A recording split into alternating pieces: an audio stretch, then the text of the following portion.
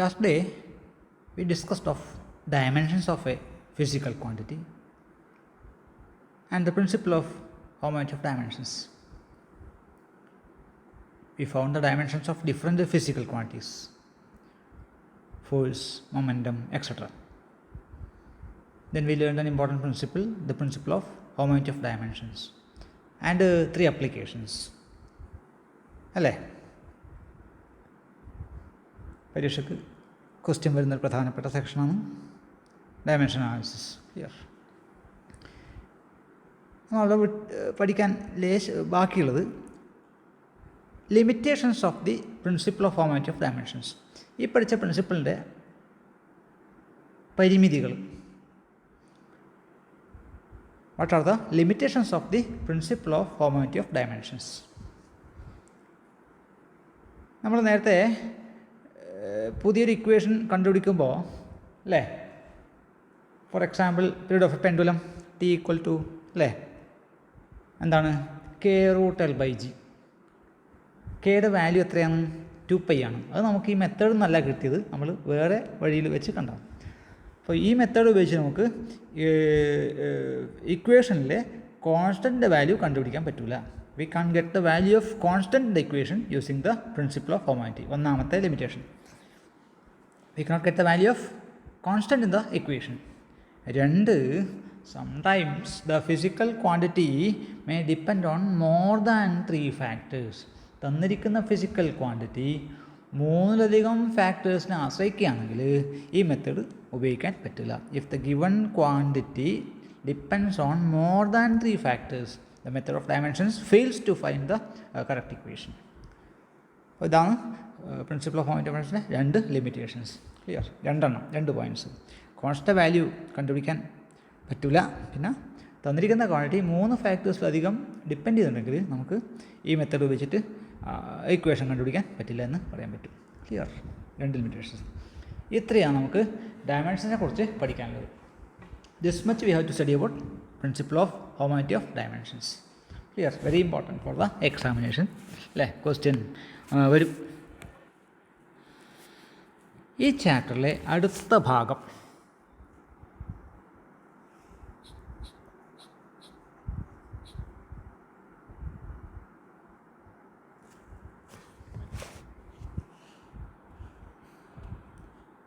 accuracy and error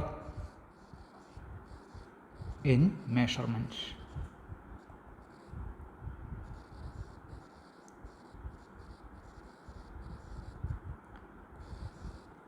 അളവുകളിൽ വരുന്ന തെറ്റുകളും അളവിൻ്റെ കൃത്യതയും. accuracy and error in measurement. We know physics is a science of measurement. We make a lot of measurements in physics.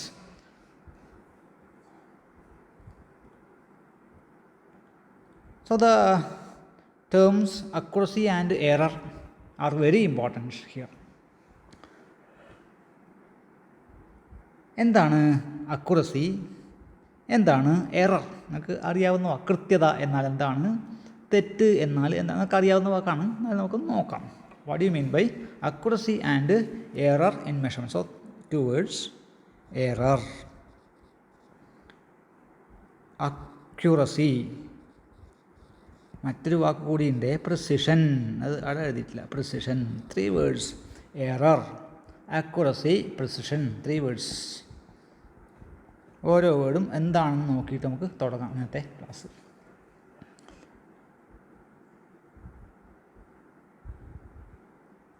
When we measure a quantity,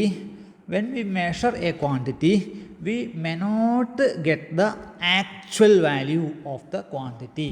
നമ്മൾ ഒരു quantity അളന്ന് തിട്ടപ്പെടുത്തുമ്പോൾ യഥാർത്ഥ measurement തന്നെ കിട്ടണമെന്നില്ല. The measured value of a quantity may be different from its actual value. Now we say the measurement contains error. If the measured value of a quantity is different from the actual value of that quantity, we say that measurement has error. അളന്ന് കിട്ടുന്ന value ശരിയായ വാല്യൂവിൽ നിന്ന് വ്യത്യസ്തമാണെന്നെങ്കിൽ നമ്മൾ എന്ത് പറയും? ആ അളവിൽ തെറ്റുണ്ടെന്ന് പറയും. അപ്പോൾ എന്നാണ് എറർ പറഞ്ഞാൽ? Error is the difference between true value of the quantity and actual value. Difference between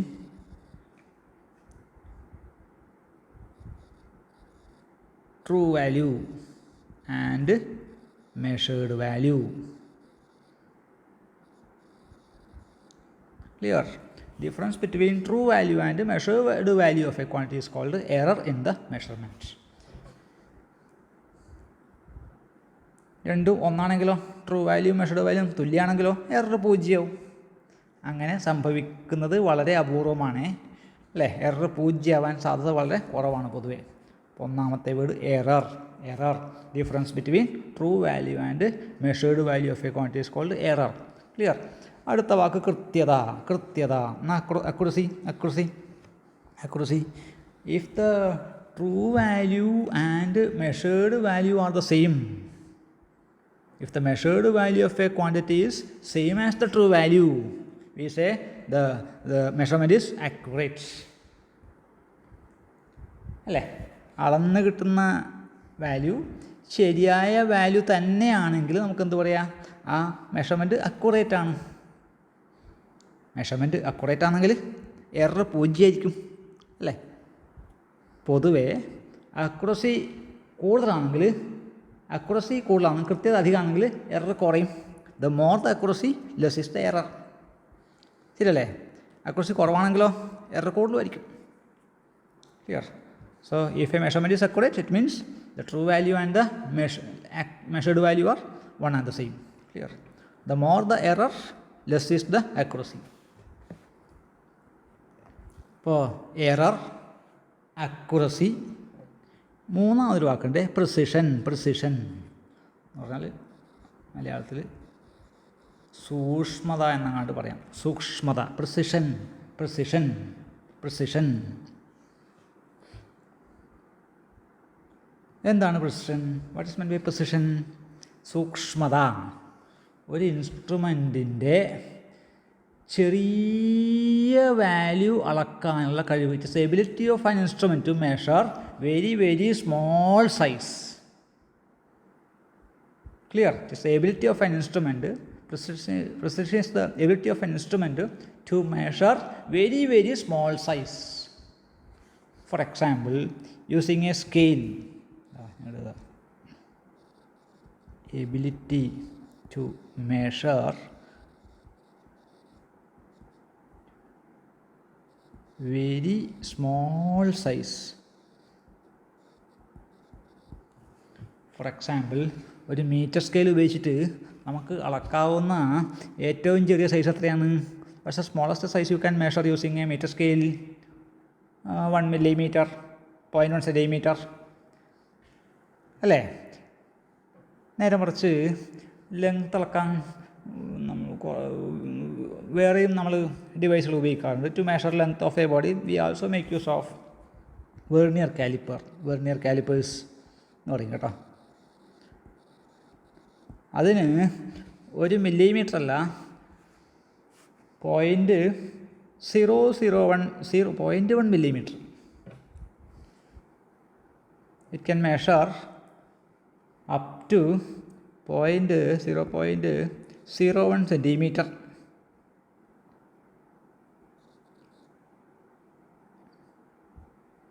അല്ലെങ്കിൽ 0.1 millimeter സൈസ് അളക്കാൻ ഈ ഡിവൈസിന് പറ്റും. ഇതിന് പ്രിസിഷൻ കൂടുതലാണ്.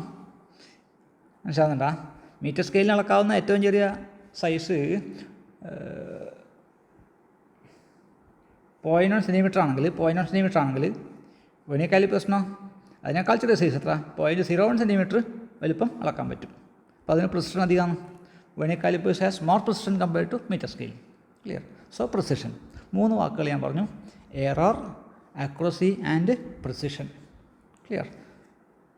നമ്മൾ അളക്കുമ്പോൾ എന്ത് ചെയ്യണം? എറർ കുറച്ചിട്ട് അക്യുറസി കൂട്ടണം. You have to decrease the error as much as possible and increase the accuracy of measurements. അപ്പോൾ 3 വാക്കുകൾ: എറർ, അക്യുറസി, പ്രിസിഷൻ. ഞാൻ 3ൻ്റെയും അർത്ഥം പറഞ്ഞു. ഇനി നമുക്ക് എറേഴ്സിനെ കുറിച്ച് കൂടുതൽ പഠിക്കണം. You have to study more about errors. Clear?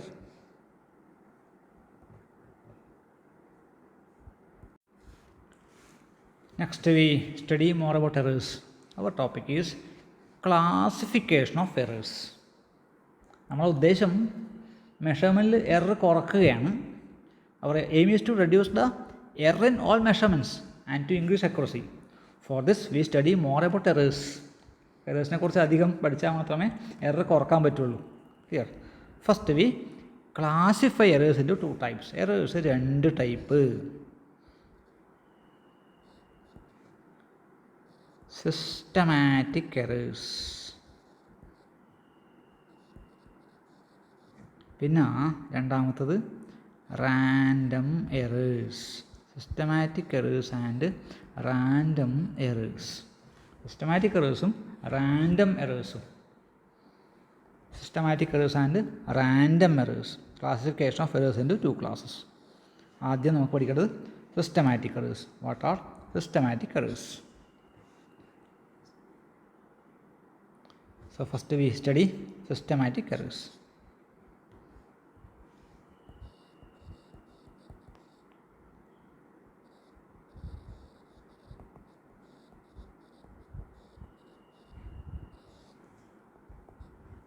What are systematic errors?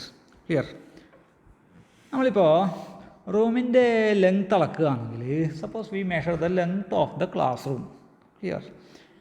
നമ്മൾ ആ മെഷർമെൻറ്റ് ഒരിക്കലല്ല പല പ്രാവശ്യം അളക്കും. We may measure the length of the room A number of all measurements we make A number of times. പൊതുവെ നമ്മൾ measurements ആവർത്തിക്കും.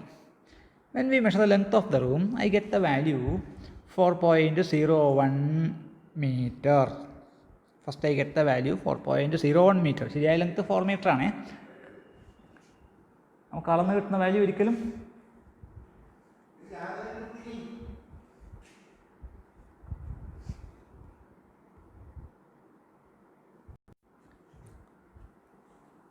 So when we measure the length of the classroom, we first got the value 4.01 meter.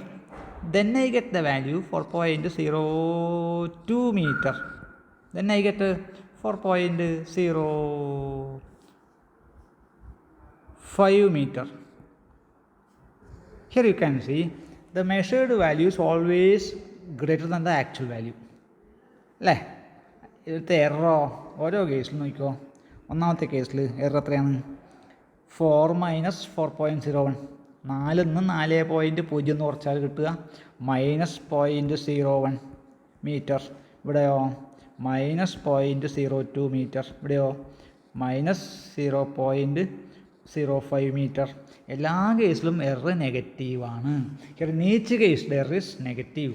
Measured value എപ്പോഴും യഥാർത്ഥ വാല്യൂക്കാൾ അധികമാണ്, അല്ലെങ്കിൽ error എപ്പോഴും നെഗറ്റീവാണ്. ഇങ്ങനത്തെ എററാണ് സിസ്റ്റമാറ്റിക്. അല്ലെങ്കിൽ തിരിച്ചു പോവാം, ഇങ്ങനത്തെ എററാണ് systematic error. Errors which always have the same sign. Clear? Errors which always have the same sign. Negative തന്നെ ആവില്ല. ചിലപ്പോൾ നമുക്ക് ക്ലാസ് റൂമിൽ നോക്കുമ്പോൾ 3.98, 3.95, 3.99 ഇങ്ങനെ കിട്ടിയാൽ അവിടെ എല്ലാ കേസിലും എറർ പോസിറ്റീവാണ്. അങ്ങനത്തെ എറേഴ്സാണ് systematic. Systematic errors are those errors which are always having the same sign. Always have the same sign. Clear? മാത്രമല്ല വേറൊരു പ്രത്യേകത, the cause of these systematic errors can be easily found out. നമുക്ക് systematic എറേഴ്സിൻ്റെ കാരണം, ആ error എങ്ങനെ ഉണ്ടായി എന്ന് കണ്ടെത്താൻ പറ്റും. അതുകൊണ്ട് തന്നെ ഈ എറേഴ്സ് നമുക്ക് പൂർണ്ണമായും ഇല്ലാതാക്കാൻ പറ്റും. Cause of the error can be traced and can be eliminated. So systematic errors are those errors which always have the same sign, and the cause of these errors can be traced and hence completely eliminated. ഇതാണ് systematic errors. Clear? Errors which always have the same sign. ഒന്നുകിൽ എപ്പോഴും positive ആയിരിക്കും, അല്ലെങ്കിൽ എപ്പോഴും negative ആയിരിക്കും. മാറി മാറി negative ചിഹ്നം മാറില്ല, ഒന്ന് തന്നെ ആയിരിക്കും. ഈ എറേഴ്സിൻ്റെ കാരണം നമുക്ക് വ്യക്തമായിട്ട് കണ്ടുപിടിക്കാൻ പറ്റും. എറേഴ്സ് അങ്ങനെ ഇല്ലാതാക്കാനും പറ്റും. Systematic errors. ഇനി നമുക്ക് സിസ്റ്റമാറ്റിക് എറേഴ്സിൻ്റെ എക്സാമ്പിൾസ് നോക്കണം. 3 type systematic errors. 3 types of systematic errors. Mainly 3 types of systematic errors. Text ബുക്കിൽ പൊതുവെ 3 സിസ്റ്റമാറ്റിക് എറേഴ്സാണ് പറഞ്ഞിട്ടുള്ളത്. ഒന്ന് ഇൻസ്ട്രുമെൻ്റൽ എറർ. ഉപയോഗിക്കുന്ന ഇൻസ്ട്രുമെൻറ്റുമായിട്ട് ബന്ധപ്പെട്ട് വരുന്ന errors. Clear? Error that arise due to the imperfect design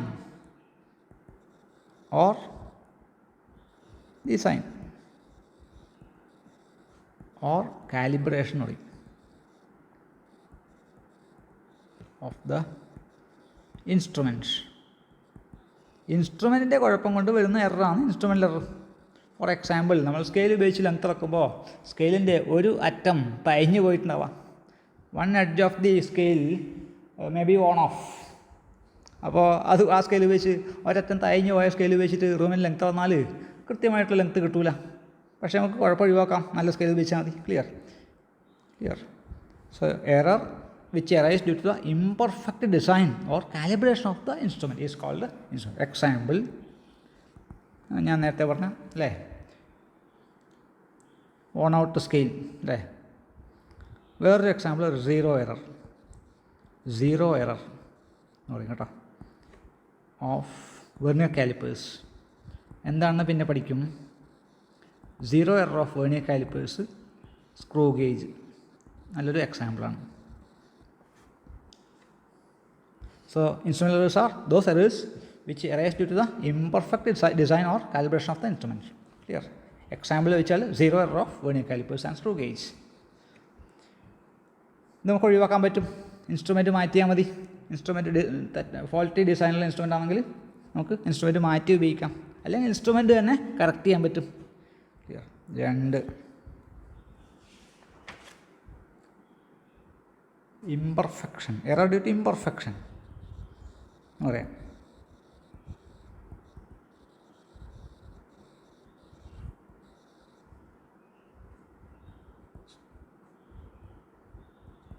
error due to imperfection എന്ന് തൽക്കാലം പറയാം.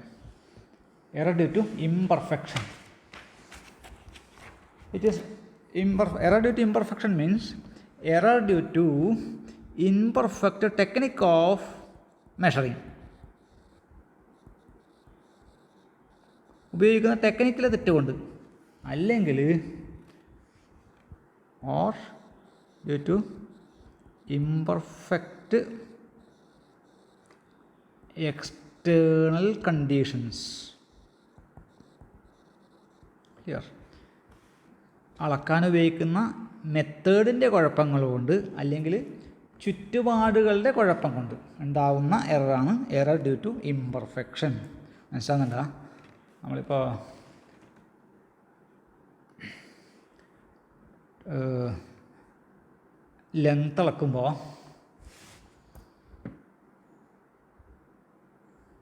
ലെങ്ത് അളക്കുമ്പോൾ തെറ്റായ രീതി ഉപയോഗിച്ചാൽ എറർ ഉണ്ടാവാം.